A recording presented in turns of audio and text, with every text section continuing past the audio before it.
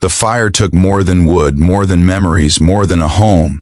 It took the last piece of peace he had left. When the flames died and the smoke drifted into the morning air, all that remained was a blackened skeleton of the cabin his grandfather built with his own hands. And standing in front of it was a man who had already lost too much in life. A man who once roared down highways with the Hell Angeles, fearless and untouchable, now brought to his knees by silence, ash, and the raw ache of being truly alone. The world expected him to break. But sometimes the heart fights hardest when it has nothing left to lose. If you believe in kindness, second chances, and the strength to rebuild after everything falls apart, make sure to like, comment, share, and subscribe. It truly supports the channel and helps more people find stories like this. He had always believed the cabin was unbreakable.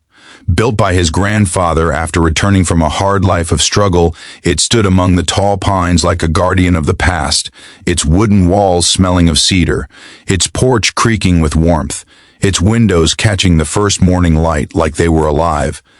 As a boy, he had spent summers there learning how to swing an axe, how to fish in the cold mountain streams, how to light a fire with damp wood, and how to listen, really listen, to someone who loved him. But the world pulled him away.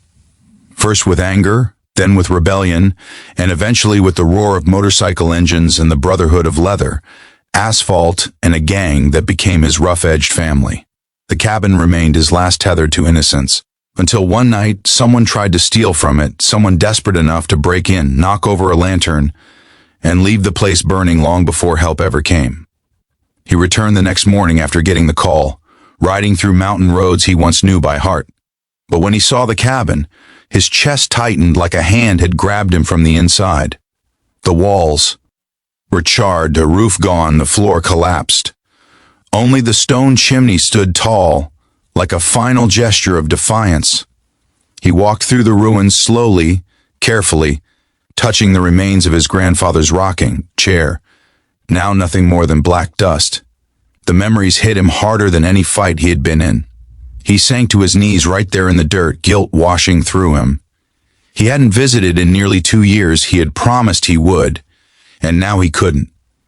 For days he didn't leave. He slept under the open sky next to what was left of the foundation.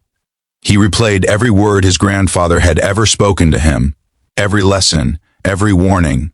Loss has a way of quieting even the loudest men. But somewhere inside that silence, something small and stubborn began to spark. Maybe anger, maybe love, maybe both. His grandfather had built this place from nothing but raw timber and calloused hands. And if life had taken everything else, it wouldn't take this, not without one last fight. He gathered tools, not from fancy stores, but from the old green metal box his grandfather had kept behind the cabin. The metal was rusted, but the tools still felt alive when he touched them. Hammer, saw, measuring tape, nails in a small tin can. He could almost hear his grandfather's deep voice guiding him again. So he began. He cleared the land first, moving burnt boards and broken beams into piles. His back ached each night and the cold bit at his skin, but he didn't stop. With every plank he lifted, every swing of the hammer, he felt pieces of himself, pieces he thought he had lost, slowly repairing. Days turned into weeks. He rode to town for more lumber, returning to the mountains with a truck full of raw hope. Locals watched him rebuild with quiet curiosity. Some offered help, some offered condolences, but he refused both, gently but firmly. This wasn't a community project. This was a promise, a debt of love he needed to pay with his own hands. His tattoos, symbols of a life, lived on the edge, strained with every pull and lift, telling a story of a man hardened by choices but softened by memory.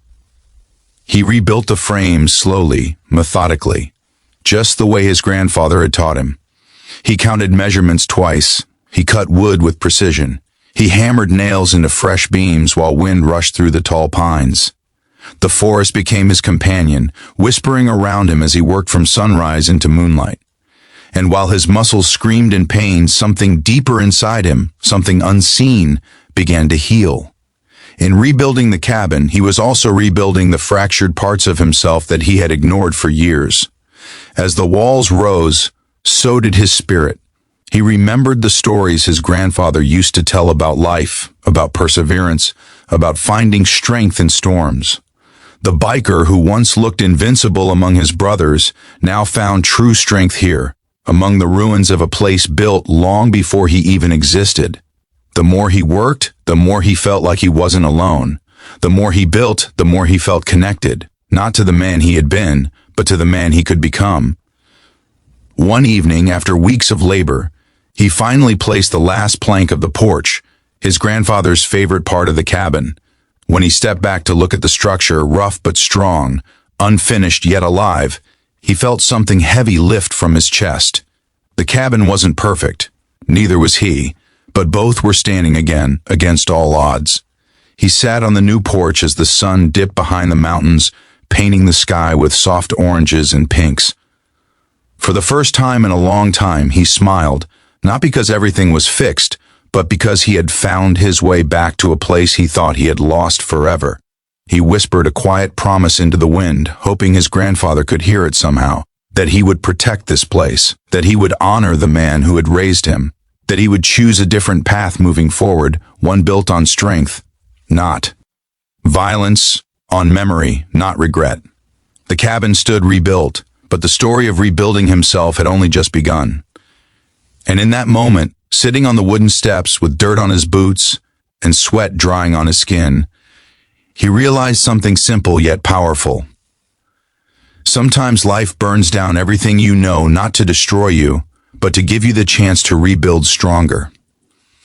If this story touched your heart even a little, please like, comment, share, and subscribe. Your support helps these stories reach more people who may need them. Before the ending, please comment below. What would you rebuild if life took everything from you? And with that final beam placed and that final breath of gratitude released into the cool mountain air, he knew one truth more clearly than ever. What is rebuilt with love can never truly be lost.